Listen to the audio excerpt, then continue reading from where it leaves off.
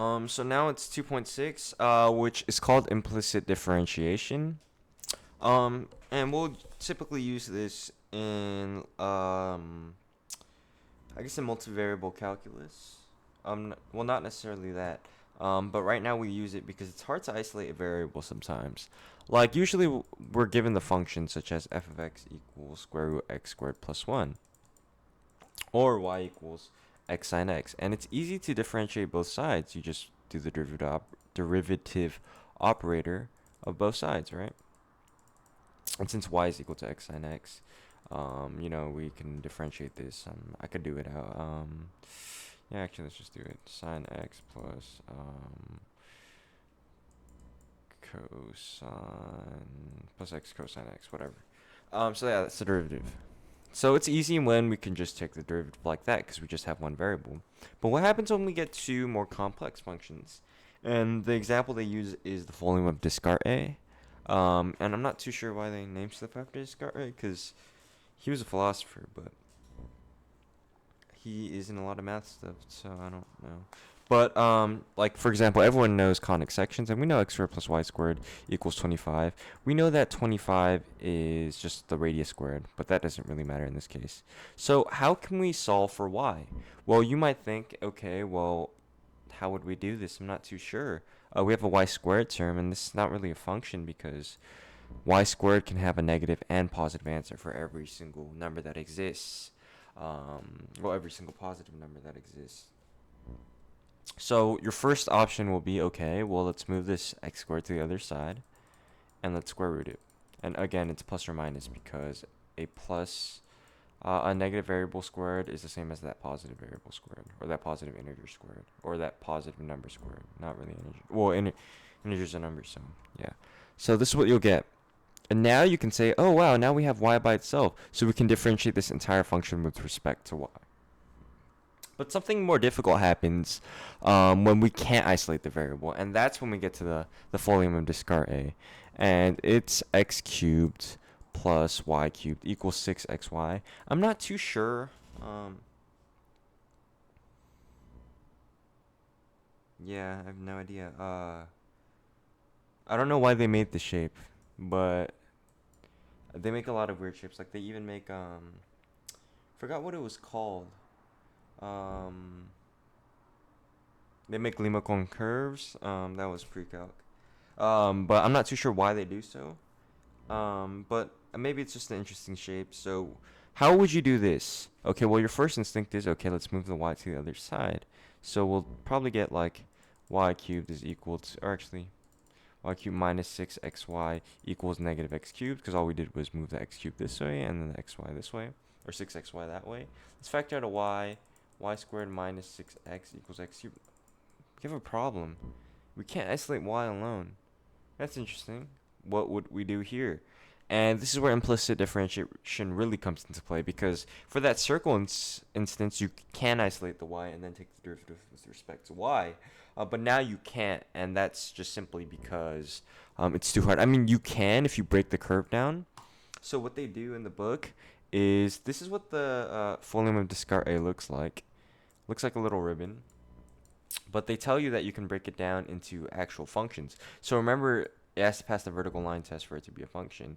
But there's clearly 3 overlaps here. So the way they do it is they draw this part out first, like something like this, and then they'll draw like a little curve right here, and then they'll draw like a little curve at the bottom.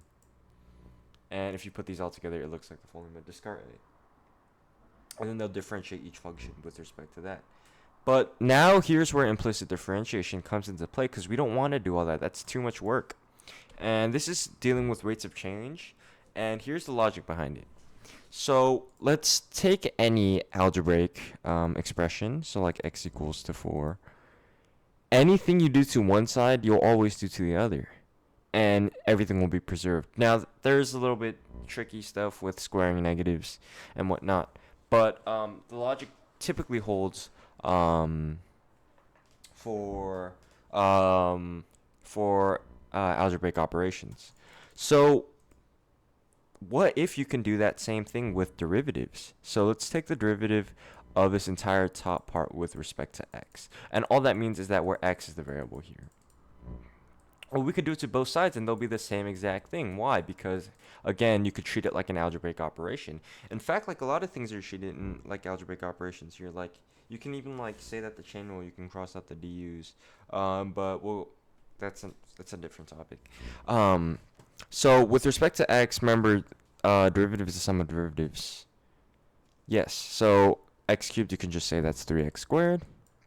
And we don't know what y is. Again, like, it's really hard to isolate y in terms of x. So we do the chain rule where we treat y as some function, because y can be any function and we don't know what that really is. So we do 3y squared again. So just chain rule, and we'll do the y prime. We'll do the same thing here where we use the product rule. I'll just do it really quick in my head. So we could pull the 6 out.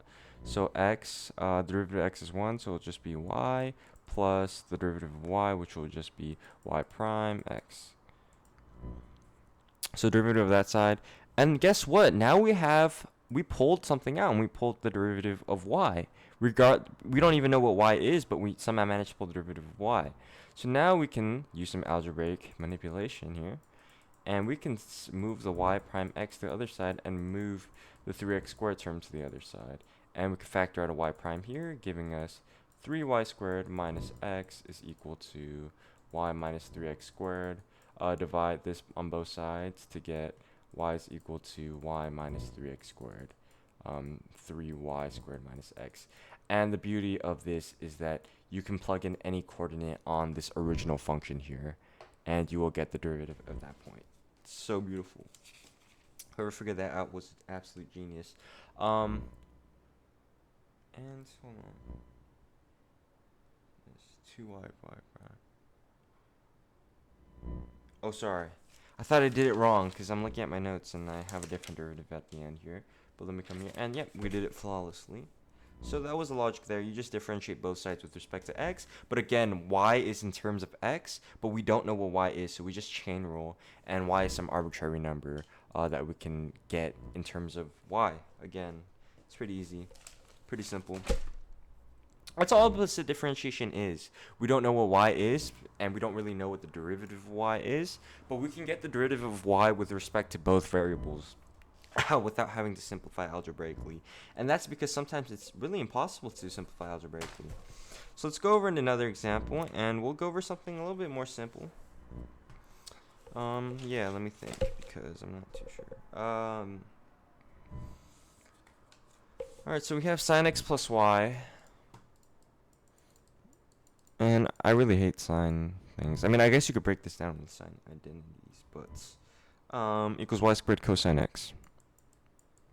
It looks pretty complicated first. So what's the first thing we do? Again, we just differentiate both sides. Here we could just apply the chain rule. So it's going to be cosine x plus y because the derivative of sine is cosine, and you multiply it by the u function, which is x plus y. And the derivative of x plus y is just 1 plus y prime.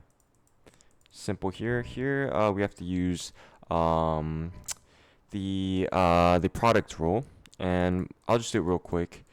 So the derivative of f is gonna be with respect to x. Remember, it's respect to x. It's gonna be 2y times y prime, because we don't know what y is in terms of x, so we just label it as y. And here it's just gonna be negative sine x. So crisscross. I mean, it doesn't really matter which way you do it.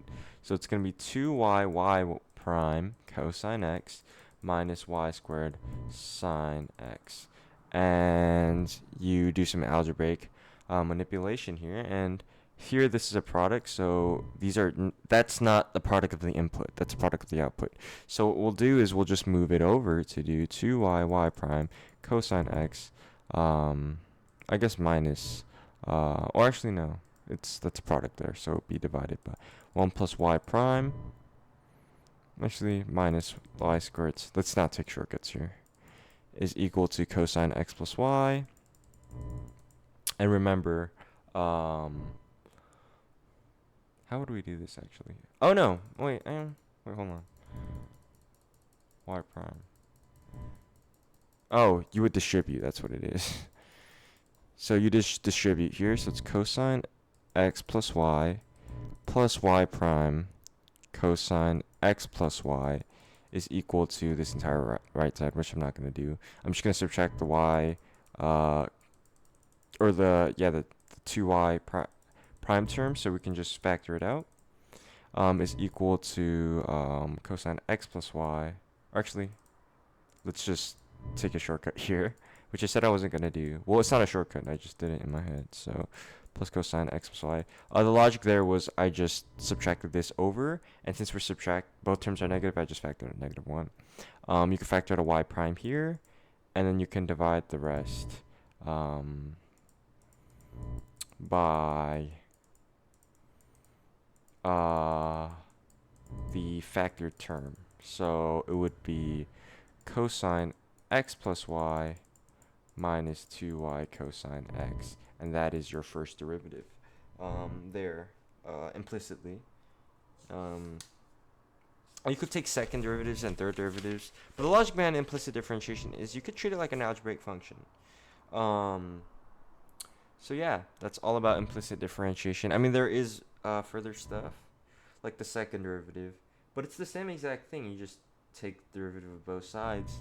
But here actually, like, since we have y prime isolated, I guess we could take the derivative of y with respect to x, and it's going to be the same exact thing. But instead, this time, like, we have the y prime isolated, so it will be a double derivative on the left side, and we would just have to simplify this term on the right side. So that's the logic there. And I'm going to make videos on center of mass soon, but I've been kind of busy with stuff, so yeah.